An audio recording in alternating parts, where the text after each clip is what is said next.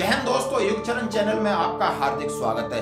आज मैं बात करूंगा मोदी जी के मास्टर स्ट्रोक की। आज मैं बात करूंगा इस मास्टर स्ट्रोक के पीछे छिपा है केंद्रीय कर्मचारी और राज्य सरकार कर्मचारियों को लुभाना, उनके संबंध सही बनाना। जैसा कि आप जानते हो कि ओपीएस की जगह जब से एनपीएस लागू की गई है, जितने केंद्रीय कर्मचारी हों, पेंशनर्स हों, राज्य सरकार कर्मचारी हों, सरकार से खपाएं। और इसका असर आपने आम चुनाव पे देखा होगा कि मोदी जी की जो सीटें थी 240 के आसपास सिमट गई थी और उन्हें इस बात का आभास हो गया था कि नहीं, कहीं न कहीं केंद्रीय कर्मचारी हमसे रुष्ट हैं। यानी भारत के सैनिक भी, क्योंकि वन रैंक वन पेंशन को लेकर के उन्होंने अपना आंदोलन किया। रामलीला मैदान पर आप ओपीएस को लेकर केंद्रीय कर्मचारियों के लाखों लाखों कर्मचारी वहां पर इकट्ठे हो गए।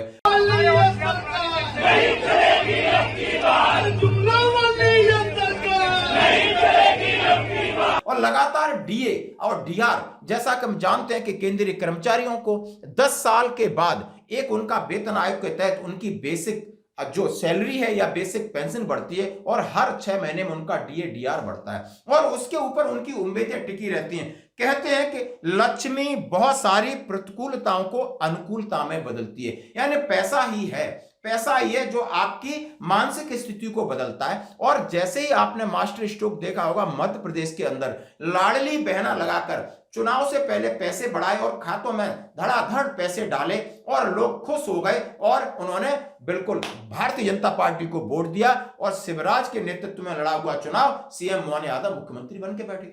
इसी चीज को लेके आप जरा महाराष्ट्र की तरफ नजर डालिए। उन्होंने लाडली बहना का फिर उपयोग किया, यानी पैसे का, अर्थ का उपयोग किया हो। दिल्ली में आपने देखा होगा आम आदमी पार्टी का यही मास्टर स्ट्रोक रहता है। भले कोई गुड गवर्नेंस ना दे, भ्रष्टाचार को कोई खत्म ना करे, बेरोजगारी को कोई खत्म ना करे, लेकिन कुछ पैसा आपको दे दिया जाता है, आपकी सीधा जेब में जाता है, तो आप उस समय आपका माइंडसेट बदलता है। और इसी को लेकर 8वें वेतन आयोग की आज चर्चा करेंगे। आखिर इस मास्टर स्ट्रोक की, यानी दिल्ली के चुनाव को ध्यान में रखते हुए 1 फरवरी 2025 का इंतजार नहीं किया और इसकी घोषणा आप समझ सकते हो कि उससे 15 दिन पहले कर दी जाती है। और माननीय प्रधानमंत्री जी ने सीधा संदेश दे दिया है, कहा है कि हम उन सब कर्मचारियों के प्रयासों पर गर्व करते हैं जो एक विकसित भारत के निर्माण के लिए काम कर रहे हैं। 8वां वेतन आयोग उनके फैसले पर उनकी जीवन की गुणवत्ता में सुधार आएगा और उपभोग को बढ़ावा मिलेगा। ये बात उन्होंने कही है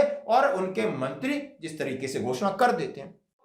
जवान का राइट था 1 रैंक 1 पेंशन, लेकिन मोदी जी ने हमें 1 रैंक पेंशन दिया, लेकिन वो लंगड़ी 1 पेंशन, वो 1 रैंक 1 पेंशन दिया। और उसको अभी मोदी जी बोलते हैं कि मैंने जगह वो अपने भाषण में कहते हैं कि हमने 65,000 करोड़ रुपया फौजियों को दे दिया, पूर्व सैनिकों को, लेकिन वो 65,000 करोड़ रुपया जो है वो उपले रैंक जो 3% है, हम 97% जो है एक जवान से लेकर सरदार साहबान तक है, वो 3% जो एक अफसर है, वो जो उसमें से बहुत बड़ा हिस्सा जो है पैसे का जो है वो एक क्या बोलते हैं उसका अनचूज हुआ है। अब इस घोषणा को तुरुप का इक्का या मास्टर स्ट्रोक क्यों कहा जा रहा है? अब यह बात आ रही है कि केंद्रीय कर्मचारी 1 करोड़ है, उनका पूरा परिवार भी है। अब केंद्र जब 8वें वेतन आयोग को लागू करेगा तो कब करेगा, कब उसको फायदा होगा? क्योंकि करना है तो क्यों न ऐसे समय पे किया जाए जहां पर उसे राजनीतिक फायदा हो। तो आगे आने वाले चुनाव, तो दिल्ली का चुनाव जो 5 फरवरी को है, और दिल्ली एक केंद्रीय कर्मचारियों का हब है। लगभग 4 से 5 लाख केंद्रीय कर्मचारी और पेंशनर्स वहां रहते हैं, तो उन पर सीधा असर पड़ेगा। और ये 15 दिन की घोषणा इस बात को साबित करती है ताकि उनके दिलों तक ये आवाज पहुंचाई जाए। जैसा कि पहले नरेटिव बन रहा था, जैसा कि हम सभी जानते हैं, नरेटिव बन रहा था कि इस बार वेतन आयोग नहीं आएगा, सरकार किसी दूसरे ऑप्शन पर विचार कर रही है, लेकिन ऐसा नहीं किया। जब उन्होंने देखा ये नैरेटिव पूरे भारत में फैल गया और सबको आज बुरी तरीके से उम्मीद है कि 8वां वेतन आयोग को लेकर के लोग हड़ताल पे जाने की धमकी दे रहे हैं, लगातार चिट्ठियां लिख रहे हैं, तो उन्होंने ये तुरुप का इक्का फेंका और दिल्ली के दिल पर राज करने की बात उनके मन में आ गई। आखिर ये मंसूबा कितना पूरा होगा, ये तो चुनाव के रिजल्ट की बात। दूसरा मंसूबा है कि घोषणा हो गई, गठन हो गया, लेकिन ये इंप्लीमेंट कब होगा, यानी जेब में पैसा कब आएगा, बड़ा सवाल है। तो बड़ा सवाल देखते हैं। जैसा हम सभी जानते हैं दोस्तों, अब चुनाव है, बिहार में भी चुनाव है नवंबर में, 2027 में उत्तर प्रदेश में भी चुनाव है, और ये 2 बड़े स्टेट हैं जहां पर भारतीय जनता पार्टी की साख का सवाल है। और पहले भी सरकारी कर्मचारी कहीं न कहीं नाराज थे। यानी जब केंद्र 8वां वेतन आयोग लागू करेगा तो राज्य सरकारों पे भी दबाव पड़ेगा, वो भी इसको लागू करेंगे। केंद्र सरकार से पहले नहीं कर सकते थे और जो लागू करेंगे तो इसका फायदा सीधा सीधा कर्मचारियों को होगा। एक कर्मचारी के पास उसकी फैमिली होती है और वो लोगों से, यानी पब्लिक प्लेटफॉर्म पे लोगों से जुड़ा होता है, अपना नैरेटिव लोगों के सामने रखता है कि भाई सरकार इस बार भारतीय जनता पार्टी ठीक है या दूसरी ठीक है, क्योंकि इन्होंने आपको पैसा दिया है। तो इस तरीके का एक माहौल बनाने के लिए जरूरी है कि 2026 के मार्च अप्रैल तक इसकी घोषणा संभव है, इसकी घोषणा संभव है। हाँ जी दोस्तों, और अब बात चल रही है, जैसे केंद्रीय कर्मचारियों को इस बात का पता चला है कि अब बात चली कि आखिर कितना बढ़ेगा, कितनी सैलरी में इजाफा होगा, क्योंकि अलग अलग अब इसके नैरेटिव बनने लगे, इस पर लोग बातचीत करने लगे और सरकार फिर कोई ना कोई चौंकाने वाला आपको फैसला लेके आएगी, क्योंकि सरकार आपको सुन रही है, समझ रही है। यदि मैं अभी तक के प्रेडिक्शन की बात करूं और अखबार की बात करूं तो अभी तक के वेतन आयोग का लगभग कितने % बढ़ोतरी होती है और इस बार कहां प्रेडिक्शन चल रहा है, तो जरा आप इससे अंदाजा लगाओगे कि आखिर मीडिया कह कर रही है। तो दोस्तों, जैसा हम सभी जानते हैं कि आपके वेतन आयोग 1 से 7, अभी 7 वेतन आयोग हुए, उसमें मिनिमम और मैक्सिमम की बात करूं तो पहले में मिनिमम 55 था और मैक्सिमम आपका 2000 था। दूसरे में मिनिमम 80 था, मैक्सिमम 3000 था। तीसरे में मिनिमम 196 रुपए था और मैक्सिमम 3500 रुपए था। बात करूं चौथे वेतन आयोग की तो मिनिमम आपका 750 था और मैक्सिमम 8000 था।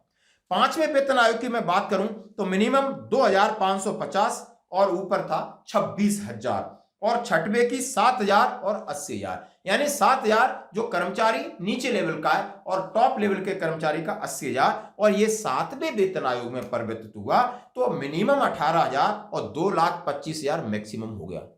अब फायदे का परसेंटेज बात करूं तो लगभग 14.20, 20.60, 27.60, पांचवें में 31% और छठवें में सबसे ज्यादा 54% की बढ़ोतरी, सातवें में 14.3% की बढ़ोतरी।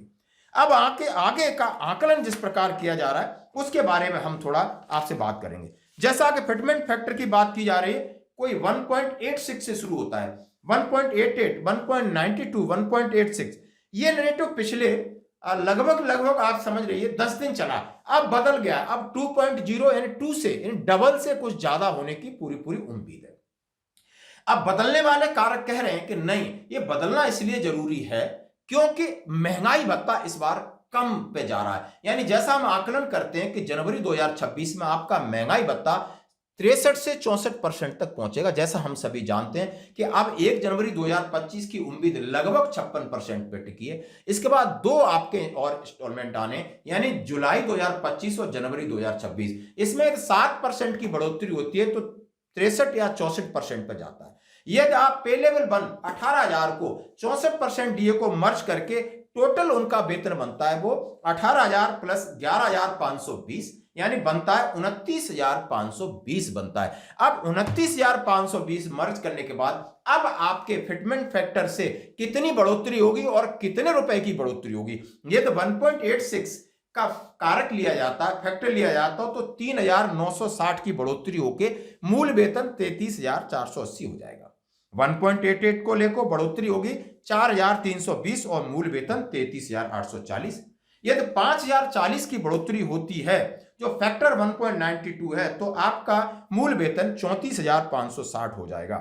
यदि 2.0 अब यहां से शुरू है, यदि डबल होता है तो 18 की जगह 36 होगा और बढ़ोतरी 6,480 की होगी।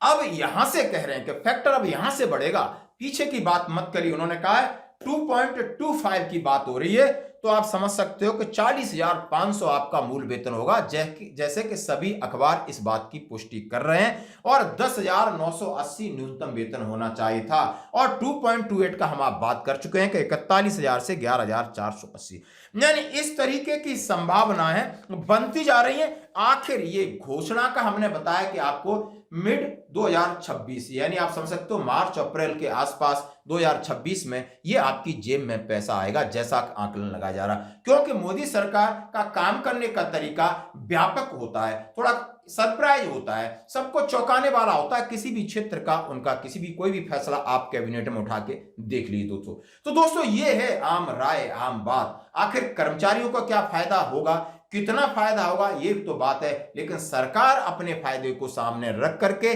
उन्होंने ये घोषणा की है और इसी तरीके से वो इंप्लीमेंट करेंगे। फैक्टर क्या होगा ये देखने वाली बात है। बने रहिए हमारे साथ, धन्यवाद।